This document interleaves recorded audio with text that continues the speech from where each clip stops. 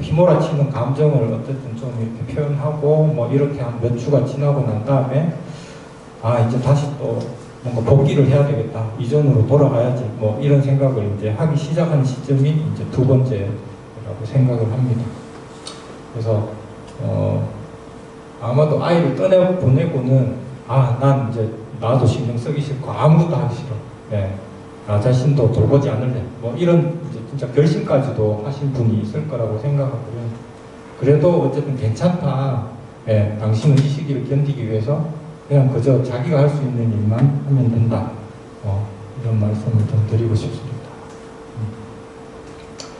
그래서 이제 자기 돌봄 뭐 조각 채우기라는 게 있는데요. 여기 보시면 그러니까 일상으로 일단 다시 이전에 내가 하고 있던 일상으로 돌아가는 것. 이게 이제 제일 이제 원칙이죠. 그래서 우리 사실 어떤 큰 일이 생기고 나면 잠도 깨지고 스트레스 받으니까 뭔가 고민도 더 하다가 보면 먹는 것도 부실해지고 그러다가 또 스트레스 받으면 술도 마시게 되고 막 그렇잖아요.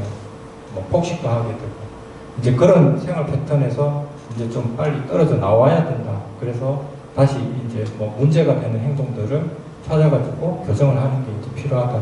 이렇게 보시면 될 것 같습니다. 그래서 이제 여러 가지 조각들을 자기가 좀 맞춰가지고 조각을 다시 하나씩 둘씩 이제 채우는 거, 이런 것들이 이제 이 시기에 중요하다 보시면 되고요.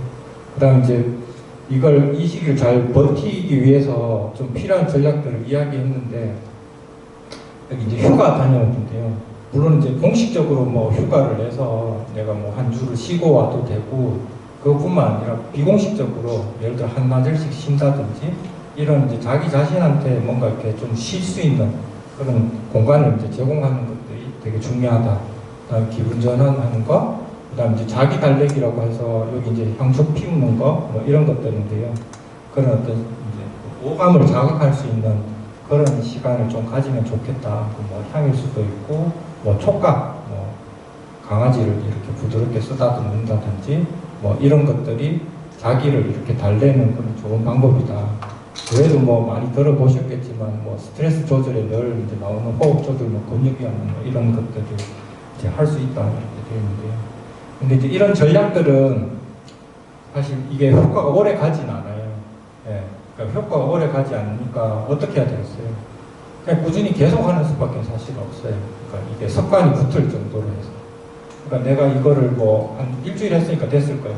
한 3, 4일 하니까 좋아지겠지. 그럴 리가 없다는 거죠. 그래서 많이 힘든 시기지만 그래도 자기 돌봄을 이제 꾸준히 해야 된다는 거고, 그 다음에 이 시기에서 결국은 이제 임신과 관련 없는 이제 독립적으로 나한테 또 다른 어떤 의미를 줄 수 있는 행동을 하게 되면서 거기서부터 뭔가 이렇게 내가 좀 보상이 이제 받으면서 이 굴레에서 이제 좀 벗어날 수 있다, 이렇게 이야기할 수 있겠습니다. 그래서 이제 이때쯤 되면 이제 다시 삶 속으로 돌아간다는 건데요. 요 앞에 사실 뭐 말을 좀 더 붙이자면 너무 늦기 전에 돌아가야 이제 된다는 거죠.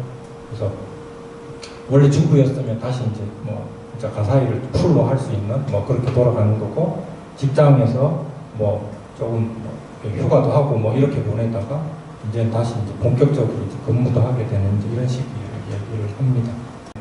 이쪽 그래프 보시면 이게 이제 불면증에 이제 예를 들자면 우리가 이제 어떤 이 사람이 불면증이 일으킬 수 있는 뭐 소인을 원래 갖고 있다 뭐 이렇게 볼 수 있는데요. 이게 뭐 예를 들어 내가 유산을 했다. 이래가지고 신경을 확 쓰게 돼가지고 갑자기 이제 잠이 안 오게 된 거예요. 그럼 이런 것들을 촉발인자라고 해요. 근데 이게 이제 시간이 자꾸 가면서 어떻게 되냐면 촉발인자가 불면증에 기여하는 기여도는 점점 떨어져요, 사실은. 반대로 이 지속인자, 그러니까 이걸 나쁜 습관이 계속 이제 지속되게 되는, 그래서 예를 들면 뭐 술을 계속 마시고 잠이 굉장히 불규칙하다거나 또 고민한다고 아예 잠을 안 자고 꼴딱 샜다가 낮에 잔다거나 낮밤에 바뀌거나 이런 식의 이제 습관 자체가 계속 지속을 한다는 거예요.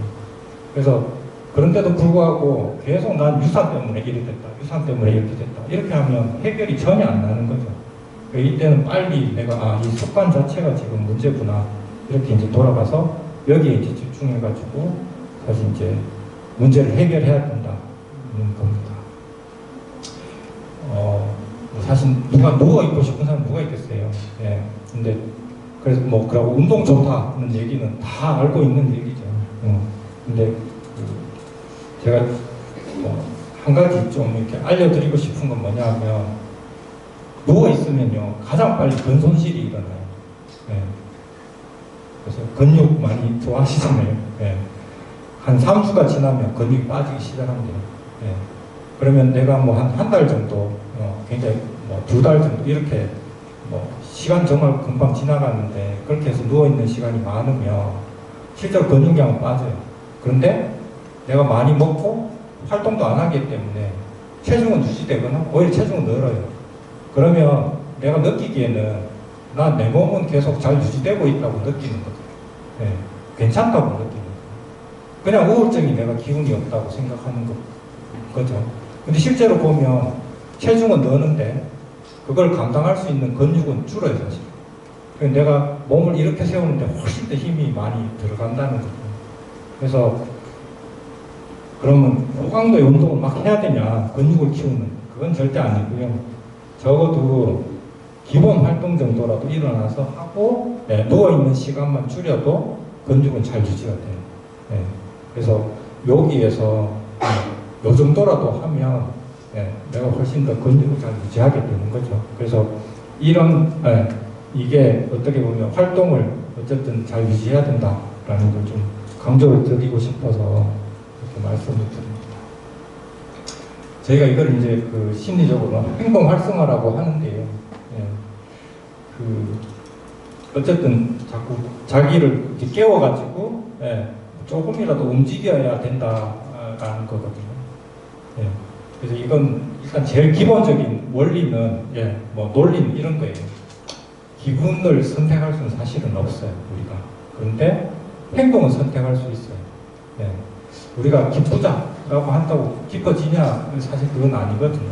예, 그래서 이 기분을 선택할 수는 없는 이런 힘든 시기에 어쨌든 행동은 내가 할 수 있으니, 이것도 쉬운 얘기는 아니지만 어쨌든 이걸 이제 해서 행동에 따라오는 그 느낌을 기대하고 이제 거기에 이제 의지해서 행동을 계속 이제 늘려나가는 거죠. 네. 그런 얘기고요. 그래서 당연히 이제 이걸 계획을 그러면 이제 자꾸 이제 이렇게 생각하는 거예요. 내가 운동 좀 해보면 기분이 금방 나아지겠지. 예. 고통도 덜 할 거야. 이렇게 자꾸 이걸 연결을 자꾸 시키는데, 그렇게 하면 만약에 계속 우울한 느낌이 계속 들게 되고 고통이 계속 생기면 어떻게 될 것 같아요? 처음에는 막 큰 마음 먹고 운동을 시작했는데 자꾸 안 좋아진단 말이에요. 그러면 운동을 그냥 그만두게 되는 거죠, 실제로. 네. 그래서 이런 기분이 좋아지느냐 나빠지느냐에 관계없이, 네, 운동은 규칙적으로 꾸준히 해야 된다. 네. 조금 덜 할 수도 있고 조금 더 할 수도 있고, 네, 어떨 때는 막 질질 끌고 와가지고 그냥 걷다가 올 수도 있죠. 짐에 가서, 네, 뭐 샤워하고 와도 돼. 어쨌든 그렇게 해서 나를 길들이기를 해야 된다는 겁니다. 그리고 이런 그래서 이게 뭐 같은 얘기인데요. 이런 결과, 이걸 해서 내가 이게 좋아진다, 뭐 이런 데 자꾸 집착하지 말고, 이것 자체가, 그러니까 나를 돌보기라는 거, 이걸 내가 나랑 약속해서 내가 잘 지켜나가는 거, 이게 훨씬 더 사실 이제 중요한, 내가 얻게 되는 중요한 의미다, 이렇게 이제 이야기를 할 수 있을 것 같습니다. 그래서 여기까지는 다 이제 어떻게 보면 행동 얘기를 좀 드렸는데요. 그럼 이제 지금부터는 생각 다루는 거, 그거에 대해서 좀 말씀을 드리겠습니다. 저희가 사실 이제 생각하고 행동은 되게 많이 연결되어 있다고